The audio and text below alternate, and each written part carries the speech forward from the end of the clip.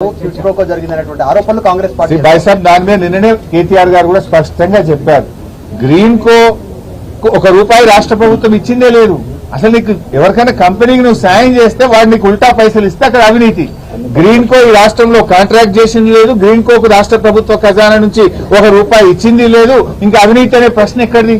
Green Coke ఏమిచ్చింది రాష్ట్ర ప్రభుత్వం? Contract ఇచ్చిందా, డబ్బులు ఇచ్చిందా? గ్రీన్ కోకు మేము చేసిన సాయం ఏంది? అసలు ఒక రూపాయి గ్రీన్ కోనే ఉల్టా ఖర్చు పెట్టింది హైదరాబాద్ ఇమేజ్ కోసం, హైదరాబాద్ బ్రాండ్ ఇమేజ్ కోసం. గ్రీన్ కో వాళ్ళ సొంత డబ్బులు పెట్టి ఈవెంట్ నిర్వహించారు తప్ప రాష్ట్ర ప్రభుత్వం గ్రీన్ కోకి ఇచ్చింది అయితే ఏం లేదు కదా. హైదరాబాద్ మాదాపూర్ లోను మచిలీపట్నంలోను ఏసీబీ రైట్స్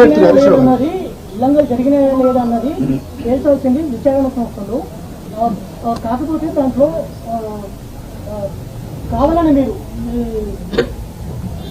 వైసాబ్ విచారణ జరగడానికి వెళ్ళింది కదా కేటీఆర్ గారు.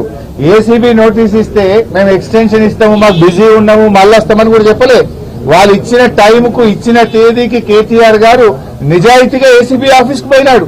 ఎందుకంటే ఆయన తప్పు చేయలేదు కనుక ధైర్యంగా నిర్భయంగా ఆయన విచారణకు హాజరయ్యాడు. రేపు 9వ తారీఖు పిలిచారు, తప్పకుండా వెళ్తాడు ఆయన. దానికి మేమేం, ఎందుకంటే తప్పు చేయలేదు, ఇక్కడ అవినీతి జరగనే లేదు లేదు లేదు, అవినీతికి ఆస్కారమే లేదు. అందువల్ల ఇక్కడ ఎవరు మేమెవరం కూడా భయపడే పరిస్థితే లేదు. సారీ, కాళేశ్వరం బతా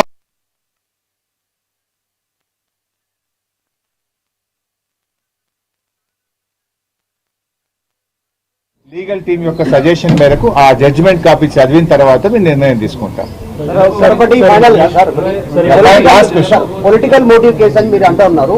అంటే ఆ వెనకాల ఉన్న మోటివ్ ఏది? గతంలో మీరు రేవంత్ రెడ్డిని అరెస్ట్ చేసి రేవంత్ రెడ్డి అరెస్ట్ కు దీనికి చాలా తేడా ఉంది. రేవంత్ రెడ్డి రెడ్ హ్యాండెడ్ గా నోట్ల కట్టలతో సంచులతో దొరికింది కదా. అక్కడ నోట్ల కట్టలతోని ఆ డబ్బులు లంచం ఇస్తూ రెడ్ హ్యాండెడ్ గా దొరికింది రేవంత్ రెడ్డి. అసలు ఇక్కడ కేటీఆర్ గారు ఒక మినిస్టర్ గా హైదరాబాద్ బ్రాండ్ ఇమేజ్ పెంచడానికి ఈ కార్ రేసింగ్ ద్వారా రాష్ట్ర ఆదాయం పెంచిండు, ప్రపంచంలో హైదరాబాద్ బ్రాండ్ ఇమేజ్ పెంచిండు. కేటీఆర్ రాష్ట్రానికి మేలు చేసిండు, హైదరాబాద్ కు మేలు చేసిండు. అంతే తప్ప రాష్ట్ర ప్రభుత్వ ఖజానా నుంచి ఆ కంపెనీకి నయా పైసా కూడా ఇయ్యలే కదా. డబ్బులంటూ ఇస్తే కదా నీకు ఏదైనా వాపస్ వస్తే కదా అవినీతి అనేది. నువ్వు రూపాయి ఇచ్చింది లేదు, చారన్నా నీకు వచ్చింది లేదు, ఇంకా అవినీతి ప్రశ్న ఎక్కడదండి? ఆయనేమో నోట్ల కట్టలతో రెడ్ హ్యాండెడ్ గా దొరికిండు. అసలు ఆ కేసుకు ఈ కేసుకు లింక్ ఏముంది? మోకాలకు బోడగుండుకు పెట్టినట్టు. Thank you.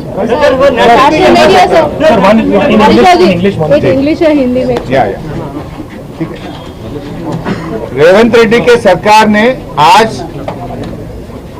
हमारे ऊपर केसेस लगा के एक अटेंशन डाइवर्शन के लिए कोशिश कर रहा है.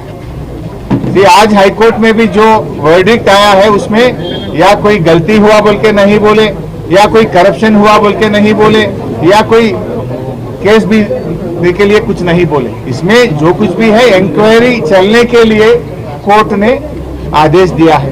सो केटीआर साहब ने परसों एसीबी ऑफिस को गए, फिर 9 तारीख को इनको नोटिस दिए. 9 तारीख भी एसीबी ऑफिस को जाएंगे. यहाँ पर कोई करप्शन नहीं हुआ, यहाँ पर कोई गलती नहीं हुआ. जो कुछ भी किया है केटीआर ने, ये हैदराबाद के ब्रांड इमेज के लिए, हमारे स्टेट के ब्रांड इमेज के लिए ई कार रेसिंग का प्रोग्राम हैदराबाद में कर चुके हैं. इससे सर्वे रिपोर्ट्स भी आया कि हैदराबाद में बहुत कुछ इन्वेस्टमेंट्स आया, हैदराबाद का इनकम भी बढ़ा हुआ है. सो इसमें गलती का कोई संभावना ही नहीं है. या 1 रुपया सरकार से वो कंपनी को नहीं दिए, या वो कंपनी से एक चाराना हमारे को आया नहीं. सो इसमें गलती का सवाल कहाँ है? ये सिर्फ रेवंत रेड्डी सरकार को केटीआर साहब ने बार बार क्वेश्चन कर रहे हैं. उनका गलतियां को पब्लिक के सामने रखना शुरू करे. इस वास्ते इनका मुंह बंद करने के लिए, अटेंशन डाइवर्शन के लिए ये केस लगाया है. सो इसमें हम पूरा कोऑपरेट भी करेंगे. इसमें ये जजमेंट कापी आने के बाद हमारे लीगल टीम से बात करके या सुप्रीम कोर्ट जाना या क्या कुछ अपील करना, क्या करना, उसमें further legal course of action advocate से चर्चा करके हम डिसाइड